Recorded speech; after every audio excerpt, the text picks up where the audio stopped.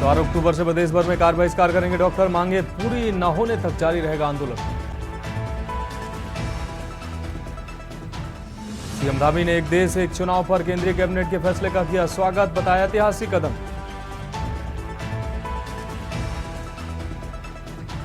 राष्ट्रीय पोषण माह का रेखा आर्य ने किया शुभारंभ, बोली स्वस्थ रहने के लिए जंक फूड्स को त्याग कर अपनाए मिलेट्स, लाभार्थी महिलाओं को सम्मानित भी किया। सीएम धामी की सख्ती का दिखा असर, 4 दिन में खुली 307 सड़कें, अभी 174 मार्ग अवरुद्ध। केदारनाथ के लिए हेलीकॉप्टर सेवा शुरू, मानसून की रफ्तार कम होते ही आपको बता दें केदार घाटी में उड़ने लगे हेलीकॉप्टर, यात्रियों में भी उत्साह। बारिश रुकी, सोनप्रयाग से पैदल यात्रा शुरू, जय बाबा केदार के जयघोष के साथ आगे बढ़े श्रद्धालु। आप देख रहे हैं के न्यूज, खबरों का सारथी। नमस्कार, उत्तराखंड की खबरों में आपका स्वागत है। मैं हूं मनोज मानस और अहम खबर से बुलेटिन की शुरुआत करेंगे। उत्तराखंड में बेरोजगारी के मुद्दे पर सियासत जारी है। दरअसल राज्य के हजारों युवा उत्तराखंड के बेरोजगार संघ के बैनर तले आंदोलन कर रहे हैं। 2 दिन पहले मुख्यमंत्री आवास कूच करने के बाद बेरोजगार युवाओं ने अब भूख हड़ताल शुरू कर दी है। वहीं बेरोजगारों के इस आंदोलन को कांग्रेस का भी समर्थन मिल रहा है। कांग्रेस प्रदेश उपाध्यक्ष सूर्यकांत धस्माना ने पार्टी के नेताओं के साथ बेरोजगारों के धरने को समर्थन दिया है। साथ ही सरकार से बेरोजगारों की मांगों को पूरा करने की मांग की गई है। आपको बता दें कि बेरोजगार युवाओं ने सरकार से विभिन्न विभागों में खाली चल रहे पदों पर जल्दी भर्ती प्रक्रिया शुरू करने, पुलिस कांस्टेबल, वन आरक्षी भर्ती परीक्षा में आयु सीमा बढ़ाने के साथ तमाम मांगों को लेकर आंदोलन शुरू कर दिया है। वहीं भाजपा का आरोप है कि कांग्रेस युवाओं को भड़काने का काम कर रही है। भाजपा का तर्क है कि राज्य के युवा मुख्यमंत्री युवाओं के मुद्दों को लेकर बेहद गंभीर है। हमारे भूख हड़ताल का दूसरा दिन है और हमारी मुख्यतः 4 से 5 मांगे हैं। हमारी जो सबसे पहली मांग है वो ये है कि उत्तराखंड पुलिस कांस्टेबल में 8 साल बाद भर्ती आ रही है। ऐसे में जो है प्रदेश के लाखों युवा उम्र सीमा को लेकर परेशान है। उत्तराखंड की धामी सरकार की टेंशन कम होने का नाम नहीं ले रही है। दरअसल राज्य में सरकार के खिलाफ आक्रोश कम होने का नाम नहीं ले रहा है। इसी कड़ी में अब बेरोजगार युवाओं ने भी सरकार के खिलाफ मोर्चा खोल दिया है। बेरोजगार युवाओं ने अपनी 5 सूत्रीय मांगों को जल्द पूरा करने की मांग की है। इसके तहत बेरोजगार युवाओं ने सरकार से विभिन्न विभागों में खाली चल रहे पदों पर जल्द भर्ती प्रक्रिया शुरू करने, पुलिस कांस्टेबल और वन आरक्षी भर्ती परीक्षा में आयु सीमा बढ़ाने के साथ ही तमाम मांगों को लेकर आंदोलन शुरू कर दिया है। बेरोजगार युवाओं ने धामी सरकार पर वादा खिलाफी का भी आरोप लगाया है। वहीं कांग्रेस ने भी बेरोजगारों के आंदोलन को समर्थन देते हुए भाजपा सरकार में सबसे ज्यादा बेरोजगारी बढ़ने का दावा किया। आज हमारे भूख हड़ताल का दूसरा दिन है और हमारी मुख्यतः 4 से 5 मांगे हैं। हमारी जो सबसे पहली मांग है वो ये है कि उत्तराखंड पुलिस कांस्टेबल में 8 साल बाद भर्ती आ रही है। ऐसे में जो है प्रदेश के लाखों युवा उम्र सीमा को लेकर परेशान है। तो हम चाहते हैं कि इसमें तत्काल जो है 18 से 28 वर्ष इसमें उम्र सीमा हो उत्तराखंड पुलिस कांस्टेबल भर्ती में। इसके अलावा जो दूसरी हमारी मुख्यतः मांग है वो ये है कि हम चाह रहे हैं कि ऊर्जा विभाग की जो भर्ती है उसमें जेई और टीजीटी के जो है हजारों पद खाली हैं, उनकी विज्ञप्ति तत्काल जारी की जाए। इसके अलावा जो तीसरा हमारा बड़ा मुद्दा है वो ये है कि असिस्टेंट प्रोफेसर भर्ती में जो एपीआई प्रणाली है उसको तत्काल जो है हटाया जाए। और इसके अलावा जो संविदा का मुद्दा है, संविदा नियमितीकरण का जो मुद्दा है उसको लेकर हम चाह रहे हैं कि संविदा कर्मियों का नियमितीकरण ना हो बल्कि उनको वेटेज दिया जाए, बेरोजगारों के साथ उनकी लिखित परीक्षा हो और उसी लिखित परीक्षा के माध्यम से उनका सिलेक्शन हो। हालत खराब है पूरे प्रदेश के अंदर रोजगार की। पिछले 7 वर्षों से जब से भारतीय जनता पार्टी की सरकार इस राज्य में आई है, बेरोजगारी जिस स्तर पे पहुंच गई है, चरम पर है। जब से देश आजाद हुआ तब से लेके अब तक, जब हम उत्तर प्रदेश में थे और राज्य बनने के 24 वर्षों में इतनी बेरोजगारी उत्तराखंड में कभी नहीं हुई जो आज भारतीय जनता पार्टी की डबल इंजन की सरकार में देखने को मिल रही है। चरम पर बेरोजगारी। पुलिस में भर्ती, कमाल की बात यह है 8 वर्ष से भर्ती नहीं खुली। जो नौजवान 18, 19, 20 साल की उम्र में पुलिस में जाना चाहता था, आज वो ओवर एज हो गया, उसको मौका ही नहीं है, अवसर ही नहीं है कि अगर पुलिस की भर्ती भविष्य में खुलेगी। पहले तो खुलेगी नहीं, मुझे लगता नहीं है खुलेगी, क्योंकि 3, 4, 5 बार ये कह चुके हैं कि हम खोल रहे हैं, अध्याचन के लिए भेज रहे हैं, फलाना कर रहे हैं, लेकिन अल्टीमेटली वो भर्ती होती नहीं। अगर हो भी जाएगी तो जो नौजवान आज से 7 साल पहले एलिजिबल था, आज वो एलिजिबल ही नहीं है, उसके तो ओवर एज हो गया। तो हमारी इन बेरोजगारों की मांग है कि राज्य में पुलिस की भर्ती निकलती है तो 8 साल से भर्ती नहीं हुई तो 8 साल ना दें तो कम से कम 50%, 50% रिलैक्सेशन, 4 साल का रिलैक्सेशन तो उनको मिलना ही चाहिए। एज में एज रिलैक्सेशन होना चाहिए। दूसरी बात, राज्य के ऊर्जा विभाग के अलग अलग निगमों में आपको बता दें कि उत्तराखंड में विभिन्न सरकारी सहायतित और सार्वजनिक उपक्रमों में अधिकारियों और कर्मचारियों के करीब 65,000 से ज्यादा पद रिक्त चल रहे हैं, जिन्हें भरने का प्रयास किया जा रहा है।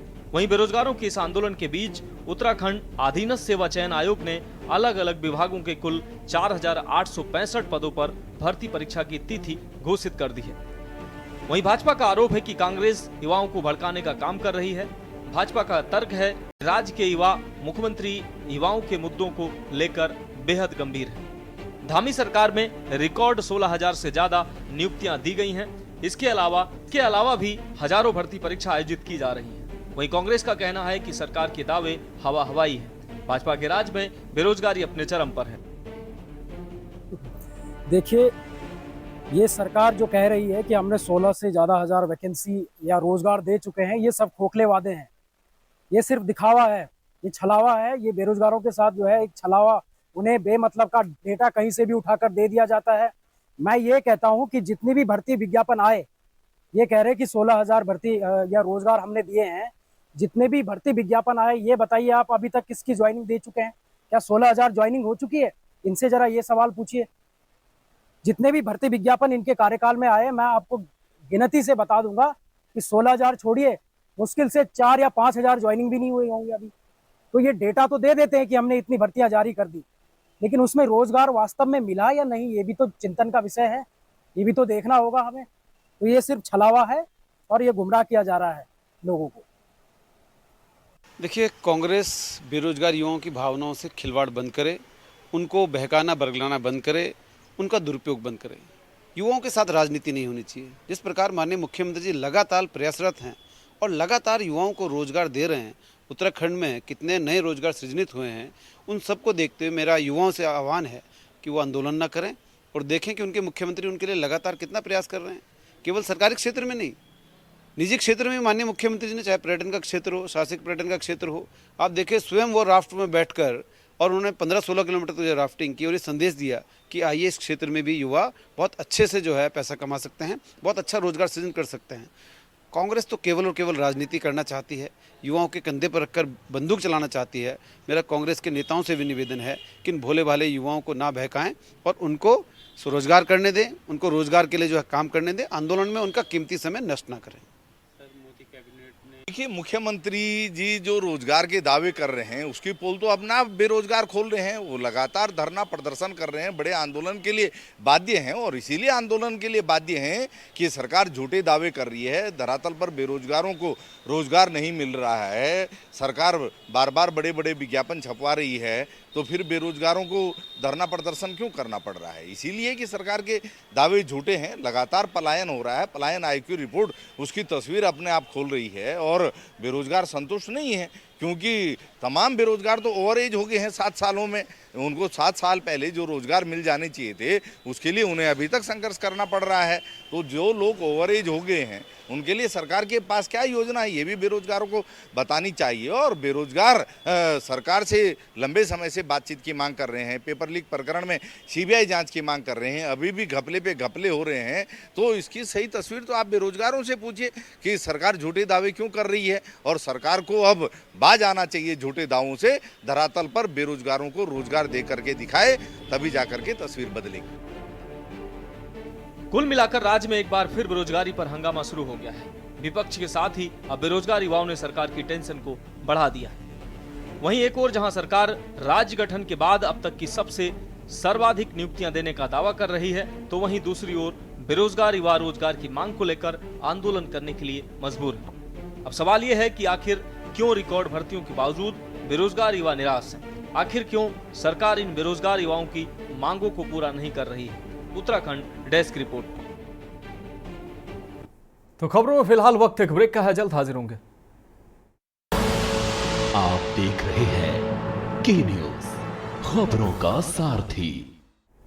ब्रेक के बाद उत्तराखंड की खबरों में एक बार फिर से आपका स्वागत है। रुक करेंगे अगली खबर का। जिले में बाल वृक्षावृत्ति रोकने की मुहिम के लिए 1.25 करोड़ रुपए का फंड जारी कर दिया गया है। इसमें 5 गाड़ियां खरीदी जाएंगी जो शहर में गश्त करेंगी। ये गाड़ियां वृक्षावृत्ति करने वाले बच्चों को पुनर्वास के लिए ले जाएंगी। वहीं इसके साथ ही अब साधु राम इंटर कॉलेज में नया पुनर्वास केंद्र बनेगा। इसकी सभी तैयारी में पूरी कर ली गई हैं। आपको बता दें कि पिछले दिनों डीएम ने निर्देश दिए थे कि जिले में एक भी बच्चा वृक्षावृत्ति करते नहीं दिखना चाहिए। साथ ही जिला प्रवेशन अधिकारी को अभियान का नोडल अधिकारी नियुक्त करते हुए वाहनों से 24 घंटे गश्त करने के निर्देश दिए गए थे। आपको बता दें कि इस मुहिम में वाहनों की कमी बड़ा अवरोध बन रही थी, इसलिए 5 वाहनों को खरीदने को लेकर डीएम ने अनुमति दी है।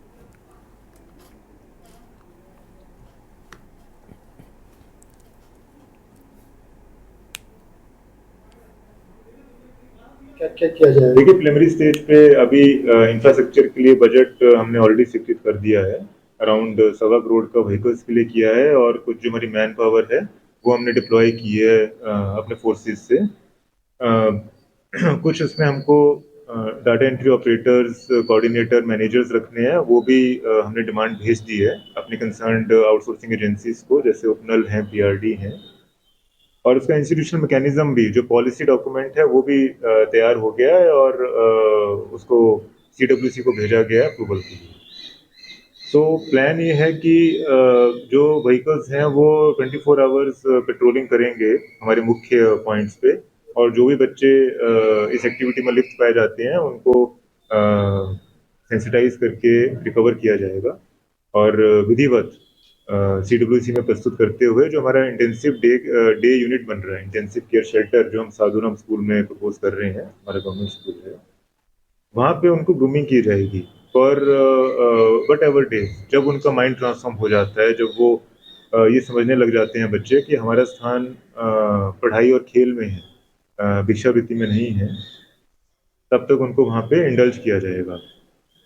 पढ़ाई से लेकर हमारी 15-20 एक्टिविटीज वहाँ पे चयनित की गई हैं जिसमें बच्चे को इन्वॉल्व किया जाएगा। अब रुक करेंगे अगली खबर का। उत्तराखंड हाई कोर्ट ने राज्य आंदोलनकारियों उत्तराखंड राज्य के द्वारा 10% क्षति आरक्षण के संबंधित एक्ट को चुनौती देती जनहित याचिका पर सुनवाई करते हुए राज्य सरकार को नोटिस जारी कर 6 हफ्तों के भीतर जवाब पेश करने को कहा है। कोर्ट ने यह भी पूछा है कि आरक्षण किस आधार पर तय किया जाए, उसका भी डेटा पेश करें। साथ में कोर्ट ने याचिकाकर्ता को कहा है कि इस आदेश की प्रति लोक सेवा आयोग को भी भेजें ताकि कोई कार्रवाई आगे ना हो सके। आज सुनवाई के दौरान कोर्ट ने तत्काल इस एक्ट पर रोक लगाने से इनकार कर दिया। हुई सुनवाई पर याचिकाकर्ता के द्वारा कहा गया कि पूर्व में इस मामले पर कोर्ट अहम फैसला देते हुए कोर्ट ने कहा था कि राज्य सरकार राज्य आंदोलनकारियों को आरक्षण नहीं दे सकती क्योंकि राज्य के सभी नागरिक राज्य आंदोलनकारी नहीं थे, राज्य आंदोलनकारी थे। इस आदेश को राज्य सरकार ने सर्वोच्च न्यायालय में चुनौती तक नहीं दी। अब सरकार आरक्षण देने के लिए 18 अगस्त 2024 को कानून सरकार ने बना दिया जो उच्च न्यायालय के आदेश के खिलाफ है। इसका विरोध करते हुए राज्य के महाधिवक्ता द्वारा कहा गया कि राज्य को इसमें कानून बनाने की पावर है। सर्वोच्च न्यायालय ने आर्थिक रूप से कमजोर वर्ग के लोगों के लिए नई आरक्षण नीति तय करने का आदेश दिया है।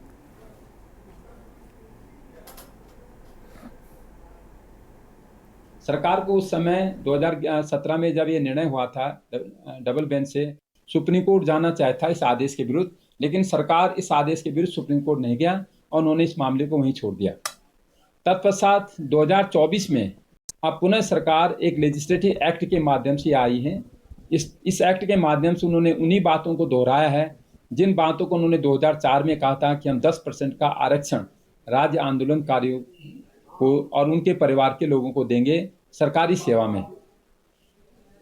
तो देहरादून के रहने वाले भुवन सिंह और अन्य लोगों को जब इस बात का ज्ञात हुआ कि सरकार इस तरह के अवैधानिक एक्ट निकाल रही है, तो हमने उसमें जो है ये उत्तर दिया कि साहब राज्य सरकार तो नहीं गई थी लेकिन आंदोलनकारी गए हैं और वो मामला अभी सुप्रीम कोर्ट में लंबित है। इसलिए हमने न्यायालय से जो है यह प्रार्थना की कि हमको 6 हफ्ते का टाइम दिया जाए और हम ये स्थिति जो है काउंटर एफिडेविट के जरिए जो है एक्सप्लेन करेंगे, स्पष्ट करेंगे। तो कोर्ट ने हमारी बात मान ली। फिर उन्होंने जो है ये कहा कि अदालत से निवेदन किया कि जो है इसको जो सरकार लागू कर रही है, कमीशन को उन्होंने जो रिक्वेशन भेजा है उस ऑर्डर को स्टे कर दिया जाए। तो सरकार जो माननीय न्यायालय ने जो है वो कमीशन को नोटिस जारी कर दिया है और उस आदेश को भी स्टे नहीं किया। बढ़ेंगे अगली खबर की ओर। खबर लक्सर से है, जहां लक्सर में रिहायशी इलाके में अवैध रूप से बनाई जा रही एक मस्जिद को प्रशासन की टीम ने हटवा दिया है। पुलिस बल के साथ मौके पर पहुंचे तहसीलदार और नगर पालिका की टीम ने मस्जिद के अस्थायी स्ट्रक्चर को हटाया है। इस दौरान निर्माणकर्ताओं ने प्रशासन की कार्रवाई का विरोध किया। दरअसल लक्सर कोतवाली क्षेत्र के लक्सरी में बिना अनुमति के एक मस्जिद का निर्माण कराया जा रहा था। शिकायत मिलने पर प्रशासन ने निर्माणकर्ताओं को निर्माण पर रोक लगाने की हिदायत दी। बावजूद इसके मौके पर निर्माण चल रहा था और बच्चों को भी पढ़ाया जा रहा था। असल में एक शिकायत आई थी कि इनको असल में पहले ही बोला था जो मस्जिद बननी, एक थोड़ा सा स्ट्रक्चर बना है ना, तो इनको पहले बोला था इसके बाद अब स्ट्रक्चर अभी नहीं बनाएंगे जब तक आपने प्रॉपर अनुमति नहीं ली है। तो कुछ दिन पहले शायद यहाँ पे दीवार बनाती तो हमने हटवा दी थी। अभी हमको शिकायत मिली कि इन्होंने जो आगे इसको बढ़ा दिया है, इसमें कुछ टीन शेड वगैरह कर दिया, तो आपके सामने ही उसको टीन शेड को हटा दिया है। थोड़ा सा बच गया क्योंकि आज जो है लाइट की मरम्मत हो रही है, से जो विद्युत विभाग है कुछ मरम्मत का कार्य कर रहा है, इसलिए शायद 5:30-6 बजे तक लाइट आने वाली नहीं है। तो कोई अनुमति थी नहीं है, वही इसीलिए तो नहीं है कि इनका कहना है कि अनुमति है, लेकिन ऐसी कोई अनुमति है नहीं। सब इनको हम दिखा रहे हैं लेकिन हमारा कोई पत्र देखने के लिए भी तैयार नहीं है। अच्छा जी, और इनका कहना है कि ये तुमने बाद में करा, ये पहले करा। हम तो जब से हमारी मस्जिद शहीद हुई थी जब से हम जो है टीन टान लगा करके इसमें नमाज पढ़ते चले आ रहे हैं। अब न जाने कौन आदमी इनको क्या कहता है और कैसे ये चले आते हैं और हमारे पेपर नहीं देखते। सबसे बड़ी बात यह है, अगर हमारे पेपरों में कहीं त्रुटि है तो उसके लिए पेपर निकाल के दिखाओ, उसके लिए हम तैयार हैं। अगर कोई गलती है तो उसको हम देंगे। ये देखिए एसडीएम साहब का ऑर्डर है। तो खबरों में वक्त एक और ब्रेक का है, जल्द हाजिर होंगे। आप देख रहे हैं के न्यूज, खबरों का सारथी। अब ब्रेक के बाद एक बार फिर से उत्तराखंड की खबरों में आगे बढ़ेंगे। खबर रामनगर से, जहां बरसात के मौसम में सांपों का बिल से बाहर निकलना शुरू हो गया है। इंसानों के साथ साथ वन्य जीवों का भी जीना दुश्वार हो रहा है। बरसात के कारण वन्य जीव अब आबादी की ओर नजर आ रहे हैं, जिसके चलते रामनगर में सांपों को बचाने में कॉर्पोरेट प्रशासन अब और वन विभाग व सेव द स्नेक सोसाइटी ने अपनी टीम गठित कर सांपों को बचाने में जुट गए हैं। तो वहीं तराई पश्चिम के रेंज अधिकारी जेपी डिमरी, कोसी रेंज अधिकारी शेखर तिवारी, वन दरोगा वीरेंद्र प्रसाद पांडे, उप वन क्षेत्र अधिकारी इंद्रलाल के नेतृत्व में save the snake and welfare society द्वारा वन विभाग के सहयोग से 2 ही दिन में 2 दर्जन से अधिक सांपों को घरों से रेस्क्यू कर वन विभाग के सहयोग से जंगलों में आजाद किया गया है।